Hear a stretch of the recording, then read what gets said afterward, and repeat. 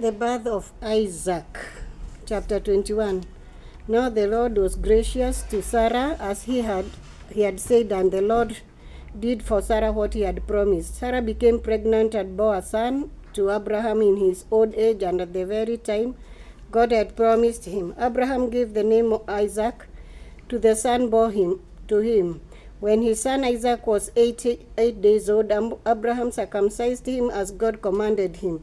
Abraham was 100 years old when his son Isaac was born to him. Sarah said, God has brought me laughter, and everyone who hears this about this will laugh with me. And she added, who would have said, O Abraham, that Sarah would nurse children? Yet I have borne him a son in his old age. Hagar and Ishmael sent away. The child grew and was weaned, and on the day Isaac was weaned, Abraham held a great feast. But Sarah saw that the son whom Hagar and the Egyptian had born to Abraham was smoking, and she said to Abraham, get rid of that slave woman and her son, for the slave woman's son will never share in the inheritance with my son Isaac. The matter distressed Abraham greatly because it concerned his son. But God said to him, do not be distressed about the boy and your maidservant. Listen to what Sarah tells you, because it is through Isaac that your offspring will be reckoned. I will make the son of your maidservant into a nation also, because he is your offspring. Early the next morning, Abraham took some food and a skin of water and gave them to Hagar. He set them on her shoulder and then sent her off with the boy. She went on her way and wandered in the desert of Beersheba. When the water in the skin was gone, she put the boy under one of the bushes. Then she went off and sat down nearby, about a bow short away, for she thought, I cannot watch the boy die. And she sat there nearby. She began to sob. God heard the boy crying, and the angel of God called to Hagar from heaven and said to her, What is the matter, Hagar? What is the matter, Hagar? Do not be afraid. God has heard the boy crying as he lies there. Lift the boy up and take him by the hand, for I will make him into a great nation. Then God opened her eyes, and she saw a well of water. So she went and filled the skin with water and gave the boy a drink. God was with the boy as he grew up. He lived in the desert and became an archer. While he was living in the desert of Paran, his mother got a wife for him from Egypt, the treaty at Beersheba. At that time, Abimelech and Phicol, the commander of his forces, said to Abraham, God is with you in everything you do. Now swear to me here before God that you will not deal falsely with me or my servant, or my children, or my descendant. Show to me the country where you are living as the alien, the same kindness that I have shown to you. Abraham said, I swear it. Then Abraham complained to Abimelech about a well of water that Abimelech's servant had seized. But Abimelech said, I do not know who had done this. You did not tell me, and I heard about it only today. So Abraham brought sheep and cattle and gave them to Abimelech, and the two men made a treaty. Abraham set apart 7 ewes lambs from the flocks, and Abimelech and Abraham, what is the meaning of all these 7 ewe lambs you have set apart by themselves? He replied, accept these 7 lambs from my hand as a witness that I dug this well. So the place was called Beersheba, because the two men swore an oath there.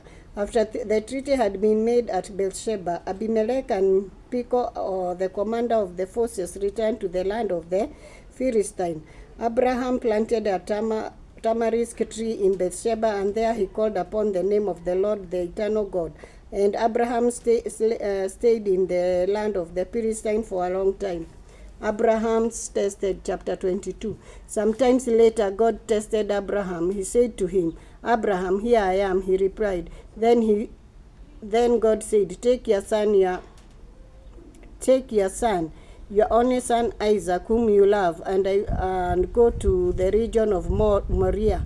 Sacrifice him there as a burnt offering on one of the mountains I will tell you about.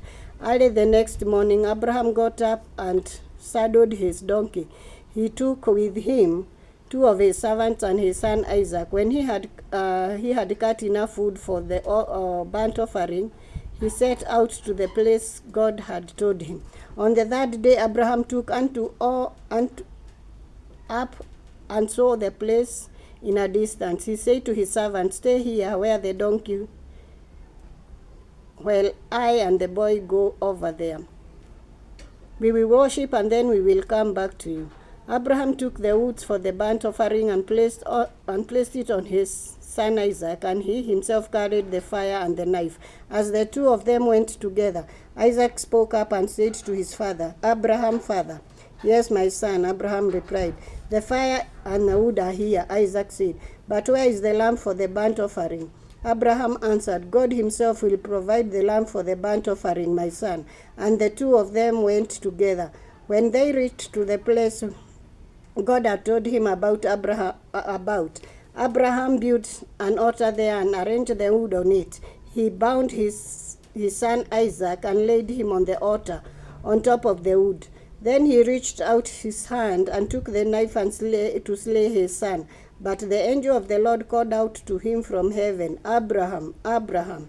"Here I am," he replied. "Do not lay a hand on the boy," he said. "Do not do anything to him. Now I know that you fear God, because you have not withheld from me your son, your only son." Abraham looked out, and there in a thicket he saw a lamb caught by its horn. He went over and took the lamb and sacrificed it as a burnt offering instead of his son. So Abraham called the place, "The Lord will provide." And to this day it is said, "Oh, the mountain to the Lord of the Lord, it will be provided."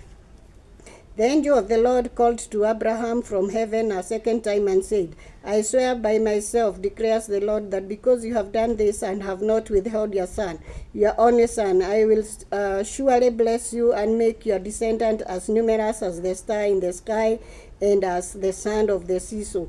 Your descendants will take possession of the cities of their enemies, and though you are offspring, all nations on earth will be blessed, because you have obeyed me." Then Abraham returned to his servant, and they set off together for Beersheba, and Abraham stayed in Beersheba. Noah's son. Some time later, Abraham was told, "Milcah is also a mother. She has borne sons to your brother Nahor. Uz the first, Buz his second, Chemel the father of Aram, Keshed, Hazor, Kedash, Jidraf, and Bethuel. Bethuel became the father of Rebekah. Milcah bore these 8 sons to Abraham's brother Nahor. His concubines, whose name was Reumah, also had sons, Tibal, Gaham, Tahash, and Makal. The death of Sarah, verse chapter 23. Sarah lived to be 127 years old. She died at Keria Arab in the land of Canaan, and Abraham went to mourn for Sarah and to weep over her. Then Abraham rose from beside his dead wife and spoke to the Hittites. He said, "I am an alien and a stranger among you. Sell me some properties for the burial site here, so that I can bury my dead." The Hittite replied to Abraham, "Sir, listen to us. You are a mighty prince amongst us. Bury your dead in the choicest of our tombs. None of us will refuse you his tomb for burying your dead." Then Abraham rose and bowed down before the people of the land, the Hittites. He said to them, If you are willing to let me bury my dead, then listen to me and intercede with Ephron, son of Zohar, on my behalf, so that he will sell me the cave of Machpelah, which belongs to him and is at the end of his field.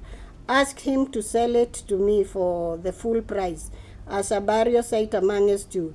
Ephron the Hittite was sitting amongst his people, and he replied to Abraham in the hearing of all the Hittites who had come to the gate of his city. "Now, my lord," he said, "listen to me. I gave you the field, and I gave gave you the calves that is in it. I gave it to you in the presence of my people. Bury your dead. Again Abraham bowed down before the people of the land, and he said to Ephron in their hearing, Listen to me. If you will, I will pay the price of the field. Accept it so that I can bury my dead there. Ephron answered Abraham, Listen to me, my lord, and the land is worth 400 shekel of silver, but what is that between me and you? Bury your dead. Abraham agreed to Ephron's term and weighed out for him, the prince he had named, in the hearing of the Hittites, 400 shekels of silver, according to the weight currently amongst the merchant. So Ephron's field of Machpelah near Mamre, both the field and the cave in it, and all the trees within the border of the field, was legally made over to Abraham his property in the presence of all the Hittites who had come to the gate of the city. Afterwards, Abraham buried his wife Sarah in the cave in the field of Machpelah near Mamre, which is Hebron, in the land of Canaan. So the field and the caves in it were legally made over to Abraham by the Hittites as a burial sites. Chapter 24, Isaac and Rebekah. Abraham was now old and well advanced in years, and the Lord had blessed him in every way. He said to his chief servant in the household, the one in charge of all what he had, Put your hands under my tithe. I want you to swear by the Lord, the God of heaven and the God of earth, that you will not get my wife for my son from the daughters of the Canaanites amongst whom I'm living, but will go to my country and my own relatives and get a wife for my son Isaac.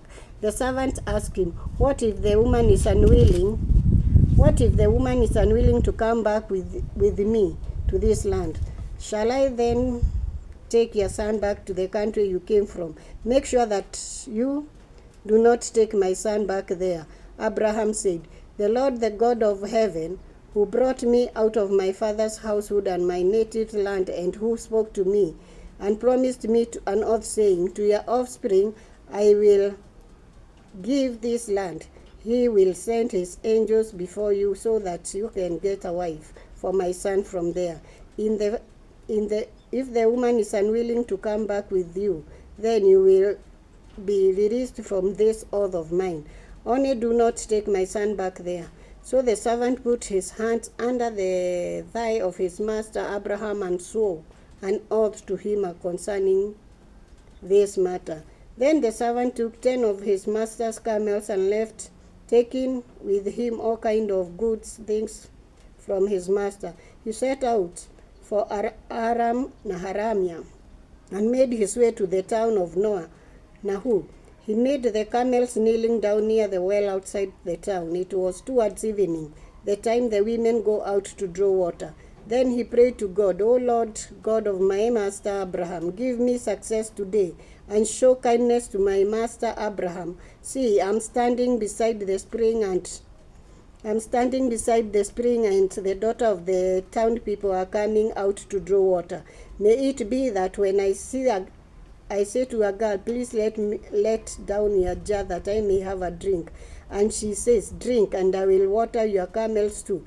Let her be the one you have chosen for your servants. By this I will know that you have sworn kindness to my master. Before he had finished praying, Rebekah came out with her jar on her shoulder. She was the daughter of Bethuel, son of Milcah, who was the wife of Abraham's brothers Nahum. The girl was very beautiful, a virgin. No man had ever lain with her. She went down to the spring, filled her jar, and came up again. The servant hurried to meet her and said, Please give me a little water from your jar. Drink, my lord, she said, and quickly she lowered the jar to her hands and gave him a drink. After she had given him drink, she said, I'll draw water for your camels too, until they have finished drinking. So she quickly emptied her jar into the trough, ran back to the well to draw more water, and drew enough for all his camels. Without saying a word, The man watched her closely to learn whether or not the Lord had made his journey successful. When the camel had finished drinking, the man took out a gold nose ring weighing a becker and 2 gold bracelets weighing 10 shekels. Then he said, "Whose daughter are you? Please tell me, is there room in your father's house for us to spend the night?" She answered, "I am the daughter of Bethuel, the son that Micah bore to Nahor." And she added, "We have plenty of straw and fodder as well as room for you to spend the night." Then the man bowed down and worshipped the Lord, saying, "Praise be to the Lord, the God of my master Abraham, who has not abandoned his kindness and faithfulness to my master. As for me, the Lord has led me on the journey to the house of my master's relative." The girl ran and told her mother's household about these things. Now Rebekah had a brother named Laban, and he hurried out to the man at the spring. As soon as he had seen the nose ring and the bracelet on her sister's arm, and had heard Rebekah tell what the man said to her, he went out to the man and found him standing by the camels near the spring. "Come, you who are blessed by the Lord," he said. "Why are you standing out there? I have prepared the house and a place for the camels." So the man went to the house, and the camels were unloaded. Straw and fodder were brought for the camel, and water for him and his men to wash their feet. Then food was set before him, but he said, "I will not eat until I have told you what I have to say." "Then tell us," Laban said.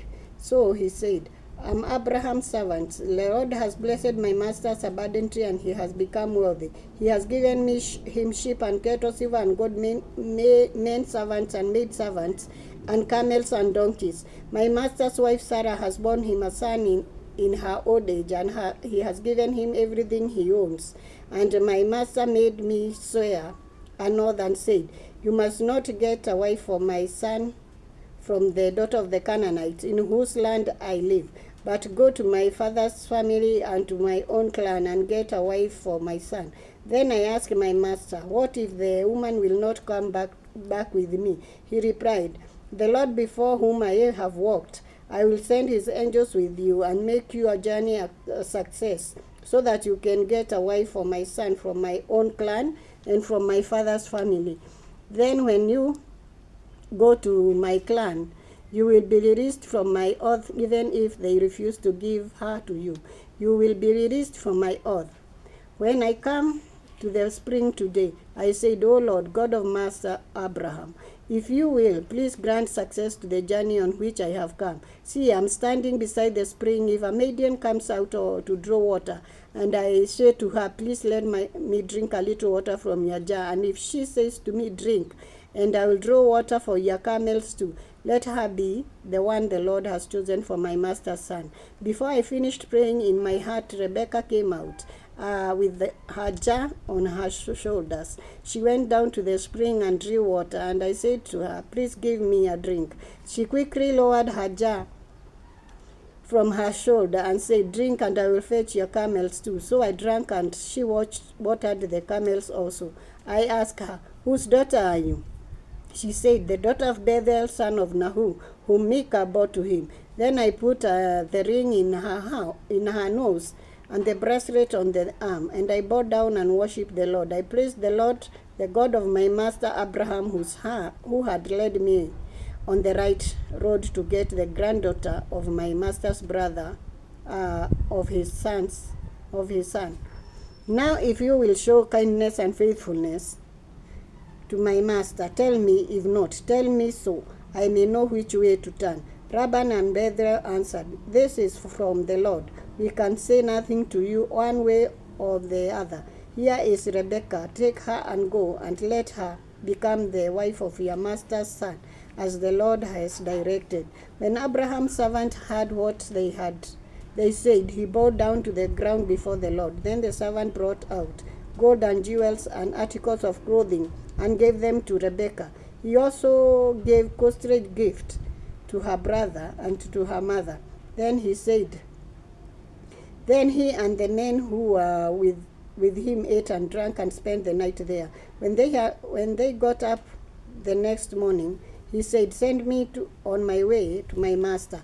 But her brother and her mother replied, "Let the girl remain with us 10 days or so, then you may go." But he said to them, "Do not detain me now that the Lord has granted success to my journey. Send me on my way so I may go to my master." Then they said, "Let's call the girl and ask her about it." So they called Rebekah and asked her, "Will you go with this man?" "I will go," she said. So they sent their sister Rebekah on her way along with her nurses and Abraham's servants and his men. And they blessed Rebekah and said to her, "Our sister, may you increase to 1,000 upon 1,000. May your offspring possess the gates of their enemies." Then Rebekah and her maids got ready and mounted their camels and went back with the man. So the servant took Rebekah and left. Now Isaac had come from Beth-rahim Roi, for he was living in the Negev.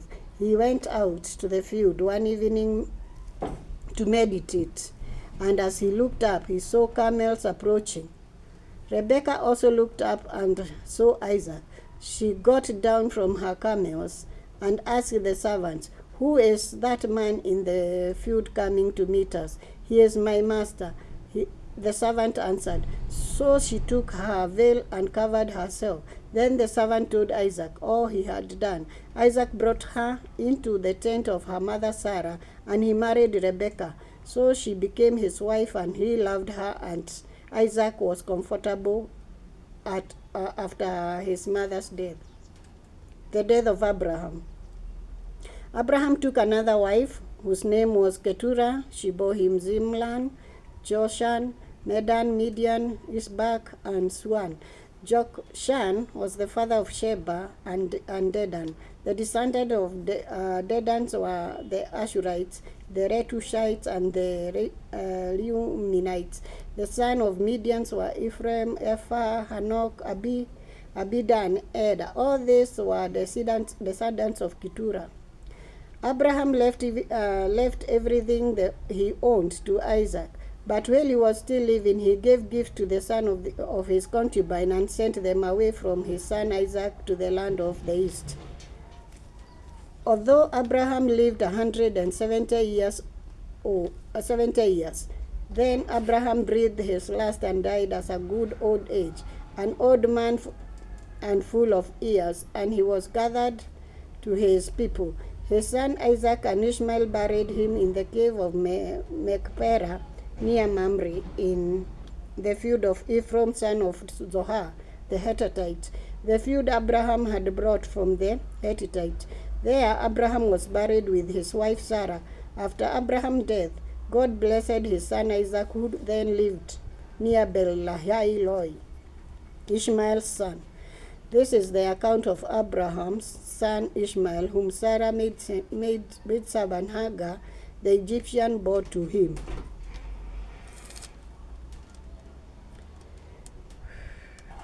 These are the name of the son Ishmael listed in the order of their birth. Nebaioth, the first one, Ishmael, Kedar, Adibil, Mibsam, Mishma, Duma, Masha, Hadad, Tema, Juta, Naphish, and Kedema.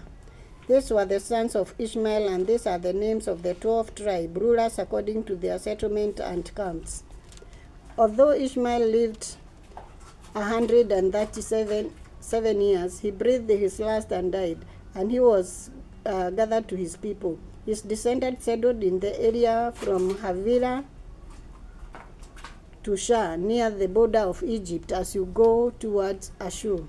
And they lived in hostility toward all their borders, Jacob and Esau. This is the account of Abraham's son. Abraham became the father of Isaac, and Isaac was 40 years old when he married Rebekah, daughter of Bethuel and Aramean, from Padan Aram, and sister to Laban the Aramean. Isaac prayed to the Lord on behalf of his wife because she was barren. The Lord answered his prayer, and his wife Rebekah became pregnant. The babies jolted each other within her, and she said, Why is this happening to me? So she went to inquire of the Lord. The Lord said to her, 2 nations are in your womb, and 2 people from within you will be separated. 1 people will be stronger than the other, and the older will serve the younger. When the time came for her to give birth, there was twin in her womb. The first to come out was red, and his whole body was like a hairy garment. So they named him Esau. And this, his mother came out with his hand grasping Esau's heel, so he was named Jacob. Isaac was 60 years old when Rebekah gave birth to them. The boys grew up,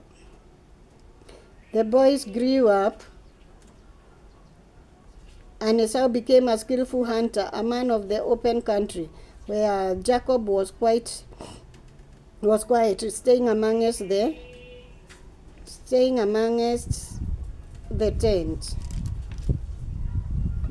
Isaac, who had a taste for wild game, loved Esau, but Rebekah loved Jacob. Once when Jacob was cooking some stew, Esau came in from the country famished. He said to Jacob, "Quick, let me have some of the red stew. I'm famished." That is why he was called Edom. Jacob said, "First, sell me your birthright." "Look, I'm about to die," Esau said. "What good is the birthright to me?" But Jacob said, "Swear to me first." So he swore as an oath to him, selling his birthright to Jacob. Then Jacob gave Esau some bread and some lentil stew. He ate and drank and then got up and left. So Esau despised his birthright. Chapter 26. Isaac and Abimelech. Now there was a famine in the land beside the earlier famine of Abraham's time, and Isaac went to Abimelech, king of the Philistines, in Gerar. The Lord appeared to Isaac and said, "Do not go down to Egypt. Live in the land where I tell you to live. Stay in this land for a while, and I will be with you and will bless you. For to you and your descendants I will give all this land, and I will confirm the oath I swore to your fathers Abraham. I will make you descendants as numerous as the stars in the sky, and will give them to all this land, and through your offspring all nations on earth will be blessed, because Abraham obeyed me and kept my requirements, my commandments, my decrees, and my law." So Isaac stayed in Gerar. When the men of that place asked him about his wife, she said, "She is my sister," because he was afraid to say, "She is my wife." He thought the men of this place might kill me on account of Rebekah because she is beautiful. When Isaac had been there a long time,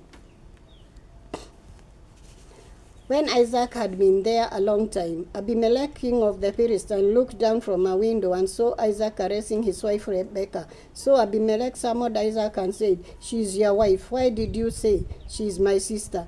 Isaac answered him, "Because I thought I might lose my life on her account."